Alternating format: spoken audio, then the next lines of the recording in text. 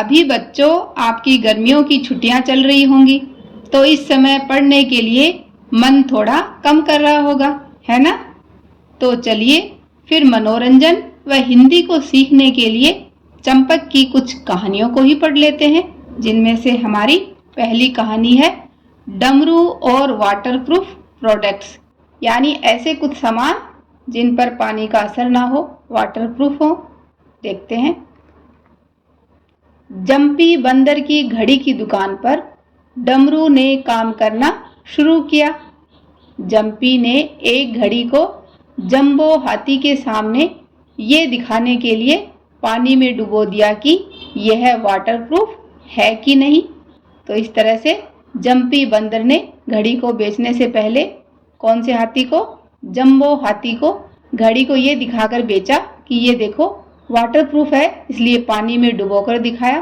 तो ये सब यहाँ पर डमरू खड़ा होकर देख रहा था। मालिक, आपने इसे पानी में क्यों डुबो दिया? डमरू के मन में ये सवाल आया। तब मालिक ने कहा, मैं चाहता था कि ग्राहक ये जान सके कि घड़ी वाटरप्रूफ है। ग्राहकों को देने से पहले मुझे भी चाहिए कि मैं सभी चीज़ों को पानी में डुबो दिया करूं। ऐसा डमरू को समझ आया। डमरू, मैं जरूरी काम से बाहर जा रहा हूं। ये बात किसने कही? जंपी बंदर ने। जब बोबो भालू आए तो उसे ये 10,000 रुपये दे देना। ठीक है मालिक, डमरू ने कहा। थोड़ी देर बाद जब जंपी बाहर से लौटकर आया तो उसने देखा कि रुपए पानी में रखे थे। डमरू, रुपए पानी में क्यों रखे हैं? ये तुमने क्या कर दिया? मैंने सोचा कि जब तक बोबो आए मुझे रुपए पानी में छोड़ देने चाहिए, क्योंकि उस दिन जब उसने घड़ी को दिखाते हुए देखा था जंपी को, तो ऐसा ही डमरू ने कर दिया। तुमने ऐसा क्यों किया? उसे ये दिखाने के लिए कि यह वाटरप्रूफ हैं। तुम बेवकूफ़ हो। ये बात सिर्फ वाटरप्रूफ घड़ियों के मामले में थी, रुपयों के लिए नहीं। मालिक, ये बात आपको मुझे पहले ही बतानी चाहिए थी। तुमने मुझे बर्बाद कर दिया। यहाँ से तुरंत भाग जाओ। ठीक है, लेकिन दुख की बात यह है कि रुपए वाटरप्रूफ नहीं है। ये बात डमरू को समझ आई। इस तरह डमरू ने अपने अधूरे ज्ञान की वजह से 10,000 रुपयों का नाश कर दिया। अब हमारी अगली कहानी है चीकू। बारिश की वजह से मौसम ठंडा हो गया है। अब पकोड़े खाने का मन कर रहा है। चीकू ने कहा, तुम दुकान से कुछ मुरमुरे क्यों नहीं ले आते हो? मैं कुछ पकोड़े बना दूंगी। हाँ, मुरमुरे के साथ पकोड़े अच्छी ट्रीट होगी। मैं अभी तुरंत जाता हूँ। मिक्कू ने चीकू को जाते हुए देखा। चीकू कहाँ चला गया? वह मुरमुरे लेने दुकान पर गया है, पकोड़े के साथ खाएगा। पकोड़ा मुझे भी पसंद है। अचानक बिल्ली ने मिक्कू को पकड़ लिया। तुम पकोड़े कैसे खाओगे? मैं तुम्हारा ही पकोड़ा बनाने जा रही हूँ। मिक्कू ये सब सोच ही रहा था, इतने में पीछे से उसको बिल्ली ने पकड़ लिया। तो उसने कहा कि तुम पकोड़े कैसे खाओगी? मैं तो तुम्हारा ही पकोड़ा बनाने जा रही हूँ। मुझे हैरानी है कि यह दुश्मन हर समय कैसे मेरे पीछे पड़ी रहती है। अब मैं तुम्हें बेसन के घोल में डुबोऊंगी और तुम्हारा पकोड़ा बनाऊंगी। क्या मेरा पकोड़ा बनाओगी? बचाओ! चीकू दुकान से मुरमुरे लेकर लौट रहा था।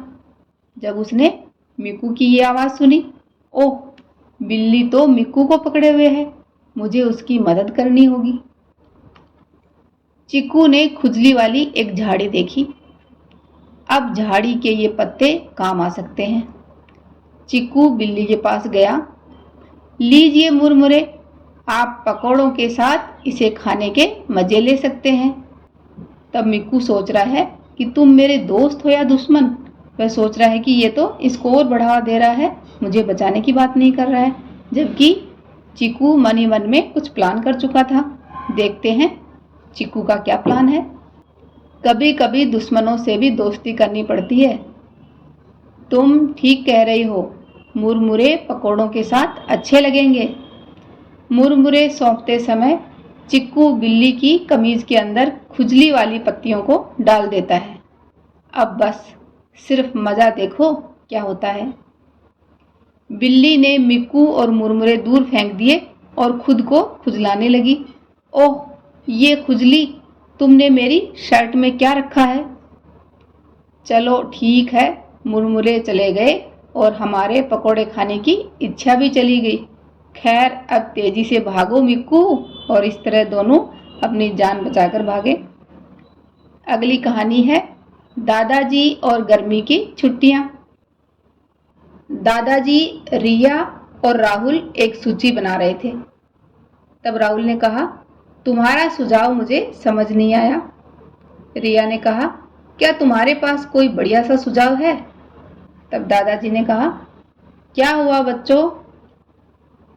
दादाजी, हमारी गर्मी की छुट्टियां अभी शुरू ही हुई हैं और हम पहले ऊब गए हैं, यानी हम पहले से ही बोर हो गए हैं। इसलिए सभी खेल खेलने के बाद हम एक लिस्ट यानी सूची बना रहे थे। इसके अलावा हम और क्या कर सकते हैं? अच्छा, तो ये बात है, क्या तुमने कुछ सोचा है? दादाजी ने कहा। रिया को मेरा सुझाव पसंद नहीं है और मुझे उसका सुझाव पसंद नहीं है। ऐसा इसलिए हो रहा है क्योंकि तुम दोनों के शौक अलग अलग हैं। हाँ दादाजी, लेकिन हम साथ मिलकर कुछ कैसे कर सकते हैं?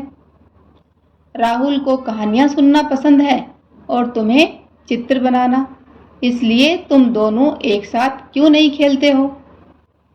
आपके कहने का क्या मतलब है दादाजी? तुम कहानी क्यों नहीं लिखते हो और रिया तुम्हारी कहानी के अनुसार ही चित्र क्यों नहीं बना सकती है? दादाजी, आइडिया तो अच्छा है, लेकिन हम इसके साथ क्या कर सकते हैं?